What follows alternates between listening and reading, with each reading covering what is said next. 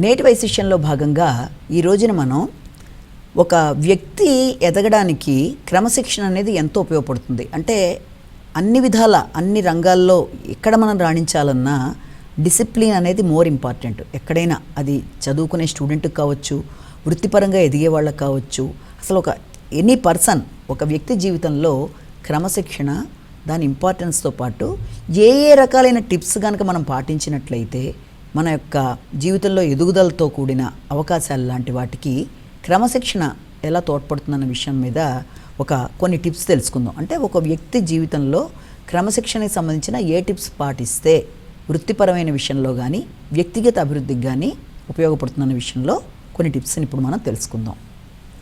మొట్టమొదటి ఏం చేయాలంటే, ఎవరైనా సరే ఒక గోల్ అనేది పెట్టుకుంటారు. జీవితంలో ఎదగాలి అనుకునే వ్యక్తులు గోల్ పెట్టుకున్నాను అంటే అయిపోదు. ఆ గోల్ని పెట్టుకొని దాని పరంగా మనం కృషి చేస్తూ ఎన్ని విధాలుగా కృషి చేస్తే మనం అనుకున్న గోల్ని, లక్ష్యాన్ని సాధించగలం.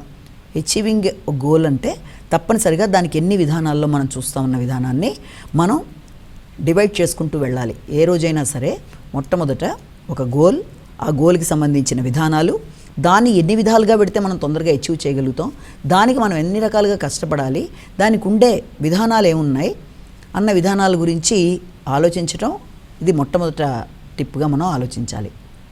రెండో టిప్ ఏంటంటే, మనకి ఆ వ్యక్తి యొక్క క్రమశిక్షణకి సంబంధించి రెండోది అంటే రొటీన్, డైలీ లైఫ్లో రొటీన్. అంటే ప్రతిరోజు నిత్యకృత్యాలలో వ్యక్తికి ఎలా ఉంటే క్రమశిక్షణ అనేది ఏర్పడుతుంది. ఆ రొటీన్ అంటే ఏంటి?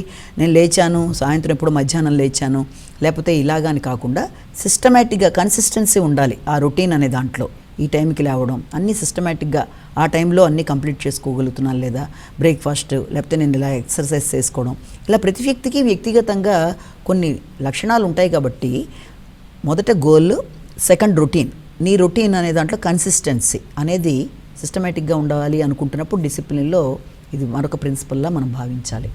ఇక మూడోది ఏంటంటే ప్రయారిటీస్. మనం ఏవేవి ఉన్నాయి మనకి, అసలు ఏమేమి చెయ్యాలి, ఎంత పర్సంటేజ్ ఎఫర్ట్స్ మనం పెట్టాలి, మొదట ఏ పని చేయాలి, ఏది చేస్తే మనకి అనేది ఒక దాంట్లో మనం ఆ రోజు రాసుకొని మనం ఈ రకంగా చేస్తే ఈ పని ఇంతసేపట్లో అయిపోతుంది కదా, తర్వాత ఇవన్నీ మన గోల్స్ ఉన్నాయి, ఈ రోజున మనం చేయవలసిన పనులు ఇవి, ఇందులో ఏ పనికి ఎంత ప్రయారిటీ ఇవ్వాలి అంటే ఆ టాస్క్లో కూడా కొన్ని చాలా చాలా చాలా ఇంపార్టెంట్ ఉంటాయి, కొన్ని నార్మల్గా ఉంటాయి. దేనికి ఎంత శాతం మనం టైం కేటాయిస్తున్నాం, ఎంత ఎఫర్ట్స్ ఇస్తున్నాం, ఎంత ప్రొడక్టివ్ రిజల్ట్ మనం తీసుకురాగలుగుతున్నాం, దానివల్ల ఎంత ఉపయోగకరమైన రిజల్ట్ని మనం తెస్తున్నాం అన్న విధానంలో కరెక్ట్గా దాన్ని ప్రయారిటైజ్ చేసుకోవాలి.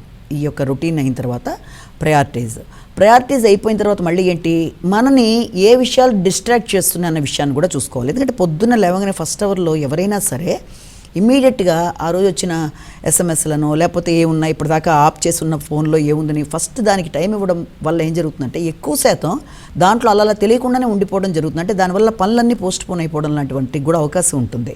కాబట్టి ముందు మనకు అసలు ఏంటి, అది టీవీ కావచ్చు, ఫోన్ కావచ్చు, లేకపోతే ఏదైనా ఎనీథింగ్ డిస్ట్రాక్షన్కి కారణమైనది ఏదైనా సరే ఫస్ట్ మన విషయాలన్నీ చూసుకున్నా కొంచెం టైం ఇచ్చిన తర్వాత చూడడం. ఒకవేళ ఇమీడియట్గా చూసినా, కొన్నిసార్లు అంటే ఇమీడియట్గా చూసినా కూడా దాంట్లో కూడా ఇమీడియట్గా ఏంటి ఇంపార్టెంట్ అన్న వరకే చూసుకొని తర్వాత దాన్ని తాత్కాలికంగా పక్కన పెట్టి ముఖ్యమైన పనులను చూసుకున్నాక మిగతా టైంలో దాన్ని మళ్ళీ చూడాలనుకుంటే చూసుకుంటూ ముందుకు వెళ్ళొచ్చు తప్ప నీ యొక్క ముఖ్యమైన విషయాల్లో ఇది నిన్ను డిస్ట్రాక్ట్ చేస్తూ పనులు ఆపుతుంది. కాబట్టి వీలైనంత అవసరం మేరకు దాన్ని చూసుకోవాల్సిన పరిస్థితి అయితే మనమే దాన్ని ఇది చేసుకోవాలి. తర్వాత సెల్ఫ్ కంట్రోల్ అనేది చాలా ఇంపార్టెంట్. ఇంకొక ముఖ్యమైన విషయం ఏంటంటే మనిషి ఎదుగుదలలో సెల్ఫ్ కంట్రోల్ అంటే ఏంటి, కొన్నిటికి తొందరగా మనం ఇదైపోయి పర్లేదులే తర్వాత చూద్దాంలే, దీనికి ఫస్ట్ మనం ఇదైపోయాం కదా, సరే సెల్ఫ్ కంట్రోల్ లేకుండా సినిమాకి వెళ్ళడము, ముఖ్యమైన పనులను పక్కన పెట్టి అలాంటి వాటికి చేయడం బట్టి ఏమవుతుందంటే సర్లే ఇంకో గంట సేపు మనం టీవీ చూద్దాంలే, ఏం వదిలే అనే వాటికి కాకుండా నీకు అసలు ఇంపార్టెంట్ ఏంటి, ఆ రోజు ఏమన్నా చాలా సీరియస్గా చేయవలసిన పనులు ఉన్నాయా, వాటి విషయంలో మనం ఎలా చేస్తే మనం అనుకున్న సక్సెస్ సాధిస్తాం అన్న విషయాన్ని చూసుకుంటూ తర్వాత మిగిలిన విషయాలు ఆలోచించాలి. కానీ సెల్ఫ్ కంట్రోల్ లేకుండా ఏదైతే అది అయిపోయింది పర్లేదులే ప్రతిదానికి మనం ఇది ఈజీగా అట్రాక్ట్ అయిపోయి మన పనులను ఆపుకునే పరిస్థితి రావడం అనేది కూడా కరెక్ట్ కాదు. కనుక డిసిప్లిన్డ్గా ఉండే పర్సన్స్ జీవితంలో డిసిప్లిన్ మోర్ ఇంపార్టెంట్. కాబట్టి అందులో వాళ్ళు చేసే మొట్టమొదటి పని ఏంటంటే ఈ రకంగా కాకుండా వాళ్ళ మీద వాళ్ళకి కంట్రోల్, చేసే పనిలో కన్సిస్టెన్సీ, అలాగే ప్రయారిటీ చేసుకోవడం అనేది, దాంతోపాటు రెగ్యులర్ డైలీ రొటీను, దాంతోపాటు డిస్ట్రాక్షన్స్కి తొందరగా వెళ్ళకపోవడం, తర్వాత గోల్ సెట్టింగ్, ఇవన్నీ ఒక ఎత్తు అయితే ఇక మిగిలిన విషయాల్లో ఇంకా వేరే టిప్స్లో కూడా తీసుకున్నట్లయితే ఏంటంటే వీలైనంత వరకు నీకు ఆ యొక్క వాయిదా వేసే పద్ధతి అనేది ఉండకూడదు. కొన్ని ముఖ్యమైన పనులలో మనం ఏం చేస్తూ ఉంటామంటే సర్లే ఇంకో 2 గంటల తర్వాత చేయొచ్చులే ఆ పని, మనం వెళ్ళేది ఎప్పుడో 1 గంటకు కదా ఒక చోటికి, దాంట్లో ఉందిలే మనం తర్వాత నెమ్మదిగా చేద్దాంలే ఆ పని అనుకుంటూ తెలియకుండానే ఆ పనిని వాయిదా వేసుకుంటూ తర్వాత చేద్దాంలే, తర్వాత చూద్దాంలే, ఇవాళ కాకపోతే రేపు చేద్దాంలే అనే అలవాటు కనుక రావడం బట్టి అది నీ యొక్క ఎదుగుదల మీద దెబ్బ కొడుతుంది. కాబట్టి అలా వాయిదా వేసే పద్ధతులు లేకుండా ఎప్పటి పని అప్పుడు కంప్లీట్ చేయాలి. ఇవాళ పెట్టుకున్న ప్రయారిటీస్లో ఏ పనులు నువ్వు చేయాలో అవి చేయడం, ఒకవేళ చేయలేకపోతే ఏంటి కారణాలను దానికి ఆలోచించుకోవాలి, ఇంకా బాగా చేయాలి తప్ప దాన్ని వదిలేద్దాం అలా ఏం పర్లేదు ఇవాళ కాకపోతే 2 నెలల తర్వాత చేద్దాం అనుకునే పద్ధతి అనేది డిసిప్లిన్డ్గా ఉండే పర్సన్స్ చెయ్యరు. కనుక అది తర్వాత నీ తప్పులు ఏమన్నా ఉంటే అంటే నీ మిస్టేక్స్ నుంచి నువ్వు తెలుసుకోవాలి. ఆల్రెడీ ఏదైనా చేసిన పనిలో ఎదుగుదల లేకుండా ఉండిపోతే అక్కడ దాన్ని వదిలేయకుండా ఏం చేశాను, ఎందుకని ఇది నాకు డెవలప్మెంట్ రాలేదు, దీన్ని ఇంకా ఎంత బాగా చేసి ఉంటే అని ఆ యొక్క తప్పుల నుంచి లెర్నింగ్ స్టైల్స్ లాంటివి తెలుసుకోవడం అనేది.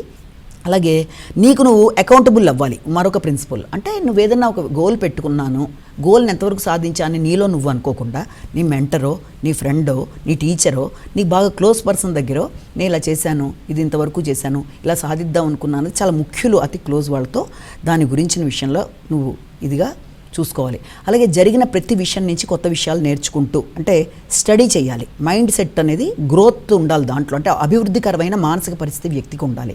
అంటే ఒక పుస్తకాల ద్వారా కానీ, మోటివేషనల్ స్పీచెస్ ద్వారా కానీ, కొత్త విషయాల ద్వారా కానీ, కొత్త టెక్నిక్స్ ద్వారా కానీ కొత్త విషయాలు తెలుసుకొని నీ లెర్నింగ్లో ఉండే మిస్టేక్స్ని తెలుసుకుంటూ చక్కగా ఏం చేస్తే నేను ఇంకా బాగా నేను ప్రజెంట్ చేయగలుగుతాను అన్న విషయాన్ని కూడా నువ్వే ఏర్పాటు చేసుకోవాలి.